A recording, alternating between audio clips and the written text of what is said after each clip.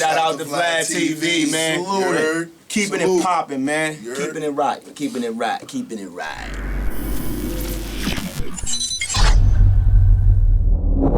Smif-N-Wessun, you guys were working with Tupac at some point. It was the One Nation album? Yeah. How did that whole thing come together?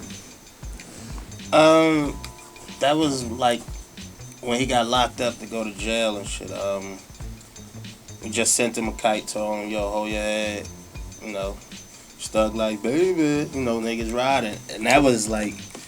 That was 9-4, man. 9-4, 9-5. You look at the back of The Shining, you read Tech Thank Yous. You know, people who still buy albums and CDs and stuff. When you look at the back of the album, and you look at Tech Thank Yous, he says in his thank you, Tech's biggest guys is like Mike Tyson and Tupac. So it's like, you're like, yo, Mike, yo, he hollering at Mike in his thank yous, you know, and he's like, he's hollering at Tupac in his thank yous. Like, yo, Tupac, I'm a fan of this shit, man. Keep your head up, whatever, and his thank yous. So we in the studio one day with Aaliyah, and the phone rings. It's like, yo, Tupac's on the phone. We're like, well, yeah, get the phone. This one you got to leave the studio and go out there and be on the wall. You're like, yo, who? He's like, yo, hey, man, hey. You're like, what? Who this? It's Pop. Yo, take the phone. But one of our friends that was in the studio with us, Swan Baptiste, he actually worked with Stretch. Rest in peace. Yeah, so he was talking to Pac. He's like, yo, this is Tupac for real. And, you know, from that point, it's like, you know, it's a mind-blowing situation. And it's like, yo, he's like, yo, I'm working on a project, it's One Nation, and I want y'all down here. And keep in mind, it's still in the midst of this alleged East Coast, West Coast thing. Beef crap. I mean, us, we Brooklyn kids, we skeptical and we excited at the same time. So he's like, yo, I'm gonna have plane tickets for you guys tomorrow. And the rest was... So you guys flew out to LA? Yeah. Recorded about Can-Am Studio. What, like 8-10 joints? Went to a couple sets of the movie shits. That's why all the documentaries, you might see us in the back, you see us on the side somewhere. We was pretty much with him the whole time. We stayed in his crib, whereas other artists stayed in hotels. And he kind of like took to us because we was cool with that. We wasn't asking for a Gemini, bunch of big stuff. Gemini, Right. Geminis. So it's a Gemini thing, it's a G thing. Yeah. What was something about Pac that the rest of the world might not know? You know, for someone who spent time with him like that.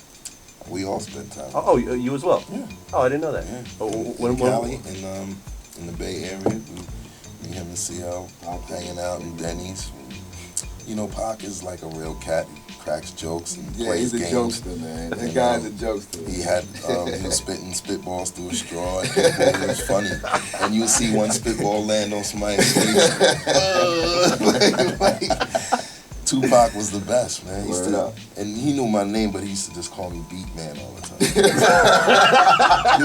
Yo, Beat Man. And one time at Jack the Rapper, he was running around in the crowd with the cordless mic. And he had on a Carcanine hoodie, and we bumped right into each other. Bam! Oh, Beat Man, what's good? He said, you see me run around here bugging out, right? I got the mic on me. You know, it was funny. It was a show going on. He snatched the mic and he's running around in the crowd. Wait, he snatched the mic from the performer? In the crowd, yeah. Like, he had the mic. He snatched it from the stage. I don't know if he took it from the cat. Wow. He was playful like that, and that's what I loved about Pop. Yeah, when we was out there, you know, I think we was all kind of, we had our certain expectations of what we thought it was going to be like. You know, but then when we saw the bare essentials, it kind of helped us to get more comfortable. You know, we met his mother, we met his aunt, you know, and we were in his house, we were eating breakfast in his kitchen. Like, you see his name on juices, because, you know, Boot Camp Brooklyn, we drink everything. Like, this belongs to Tupac. But we laughed together, like, we watched him. This is when the laser disc was out. Yeah, right?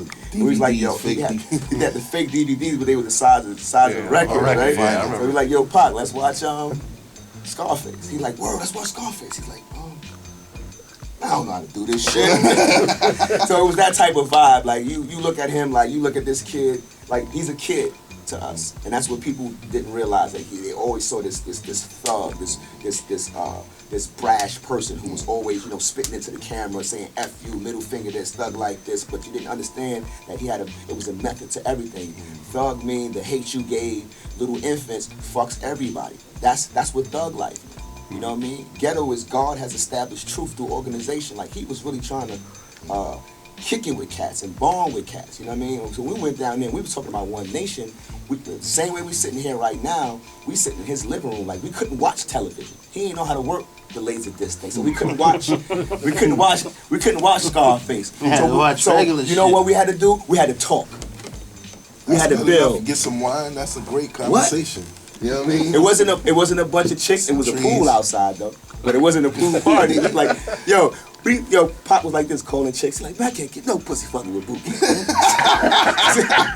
We in the crib. It was like that. We was bugging in the crib. You know what I mean? We in the crib and then all of us. Don't wet the windows. I just got the windows done. Man, shut up, man. Yo, so it was that type of party, man. And every night we was in the studio. Every night we was in the studio. We was smoking. Studio to the set. He was dedicated to the house, and back to the studio all day. But that's a good brother, man. Salute to the Outlaws. Afeni, I love you. You know, it was a very blessed experience.